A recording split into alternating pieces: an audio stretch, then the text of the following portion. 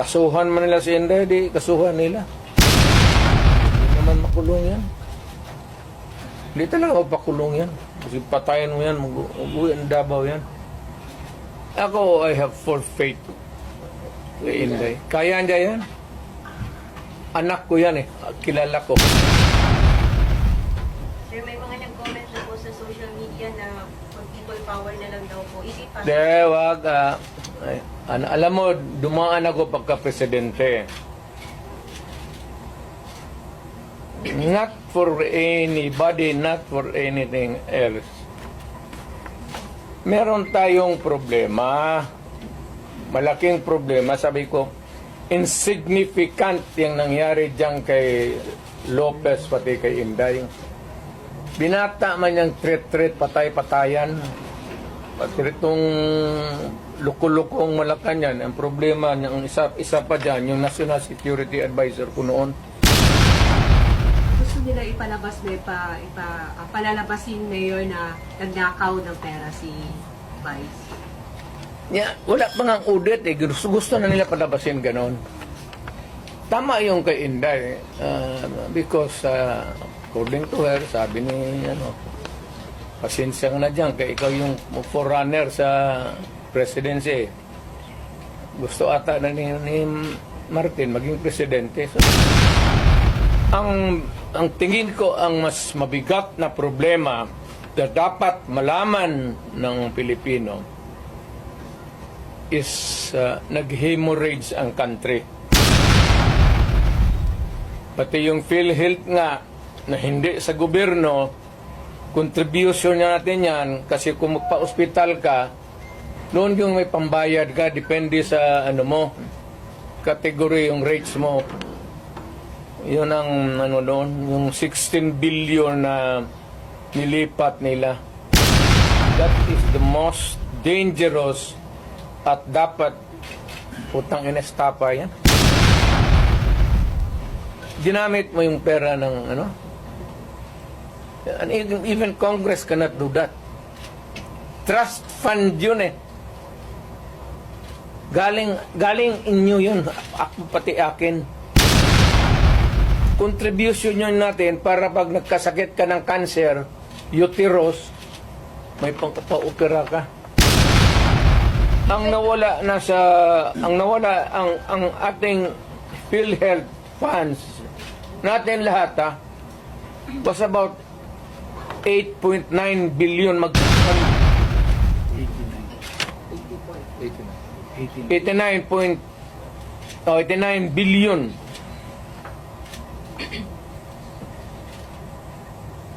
Of that 89 billion, 27 na lang nawala. 27 na lang ang natira. Bakit nila pinakialaman? Ang gobyerno na ito, walang project. Wala kang nakikita ng project. Maintenance na lang. Kasi ayuda, akap, ayuda. Tupad. Yun, naubos doon. Naubos ni Romualdez kasi Romualdez, congressman lang, pero left and right ang pamigay niya. May tag 5,000 kayo ngayon. Nakita ko sa TV kagabi. Pera natin. Sus Maria Joseph, Ginoo, Romualdez, oy. Sa mga trabahante yan, mag-housing loan ka, ito, kinuha, binigay para ayuda. Ang SSS, kinuha rin 62 billion. Private rin yan. Para sa mga empleyado, LBP, 62 billion. DBP, 62 billion. Kaya iyang sa sundalo, pati yung retirement nila patayan. To all Filipinos now listening to me, punta kayo kay Marcos lahat. Tignan natin kung anong mangyari. Mga Pilipino, nakikiusap ako. Punta kay Marcos kay wala hindi kami nakipag-contest kay Marcos. Kaya na ba yung kaso kay Trillanes after the Quadcom hearing? Kaya nga, alam mo, pinapakita mo ng bangko, may talaga yan. Hindi ka makakuha ng... Kung magkuha ka ng sa bangko ng papel, bawal rin yan. Ngayon, kung balandra mo, bawal rin yan. Ipinasok mo doon sa Quadcom, use of falsified documents, another crime yan. Sinday? Opo. Ay, kagiligayan ng Inday impeach nila. What happened to your confidential fund, supposedly? Ikaw. Well, it was spent properly. But why is she not answering the Congress daw? Confidential nga eh.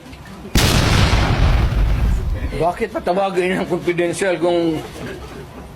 Pero yun kasi yung issue na ginamit. But you kept mum about it all along. Hindi, lahat yan sila, patayan si Martin Romualdez, wag binabad ng bilyon yan. Buksan natin lahat. Huwag na lang muna yung ibang ngayon yung this year lang. Tapos, pagkatapos, buksan natin next year. Buksan ng Congress. Ang congressman, hinamon ko ba sila? To open your books. Ang sagot naman to ni Trillanes, open your bank account. Makihati ka pa sa putang ng pera ko.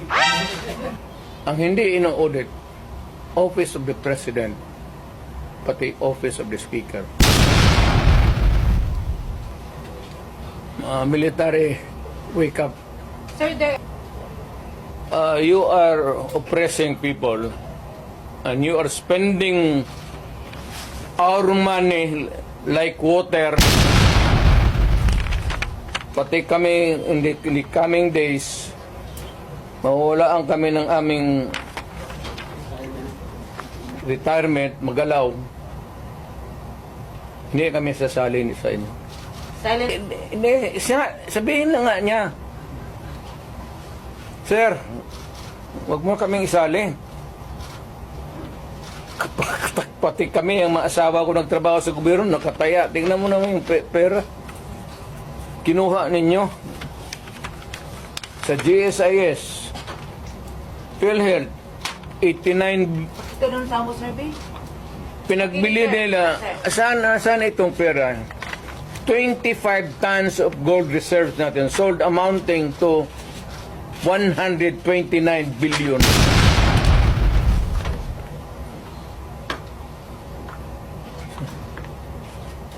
At least sa Congress, kung may resolution, tapos i-bill that would correspond with it, there's an explanation of how the money is going to be spent. Pero ito, paano ito ngayon? Sila lang nakaalam nito. Yung Maharlika, sila lang nakaalam nito.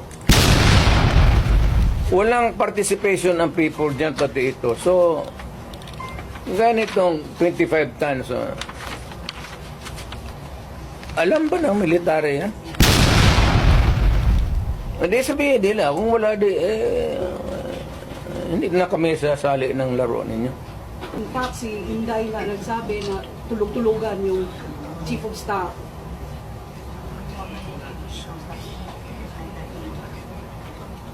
Paano daw makakatulog yung AFP Chief of Staff? Nabigyan yung nawawala. Matagal na siyang natulog. Alam niya yung commander-in-chief niya nagdudruga. Noon pa yan, alam na ng lahat. Baka siya lang ang hindi. Ang mga polis. Kami ang taga Davao, alam namin si Lagdameo nagdudruga. Kasi kasama namin siya palagi dito sa diyan kay Pedro. Kaya yung sip-on mag-usap kami, yung sip-on Lagdameo magtulo yan. Hindi niya alam nagtulo yung sip-on niya. Minsan gano'n na lang yan.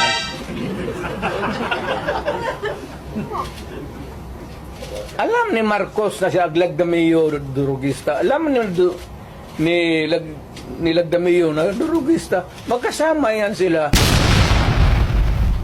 sa hit-hitan. So, another appropriate question would be, yung ito with sincerity.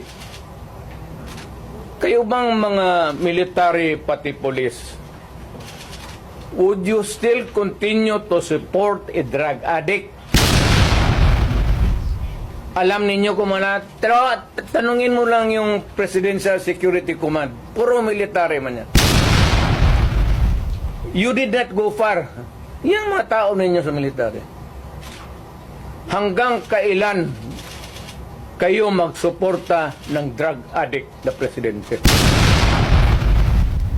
But would it help if one would... The right to be heard, Dream Mayor? the right to be informed. Importante yan. Constitutional provision yan. Mr. General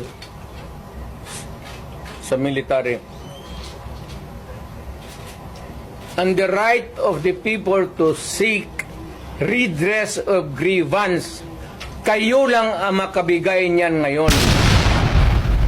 Mr. Military, give us that right. The right of information that is true and correct. The right of redress of grievance. And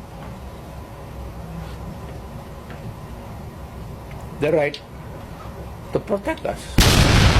Short of challenging Browner na. To be short of challenging Browner na to happen. Wala akong tina-challenge. I don't have a challenge to anybody. I'm challenged to the military itself. The whole of the military, kasi sila ang supposed to be protector of the Constitution.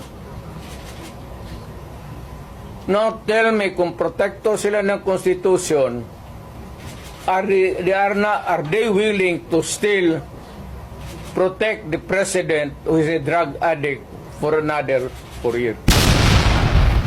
At kung sabihin mo hindi nila alam, address, sabi ko, wag tayo magbulahan.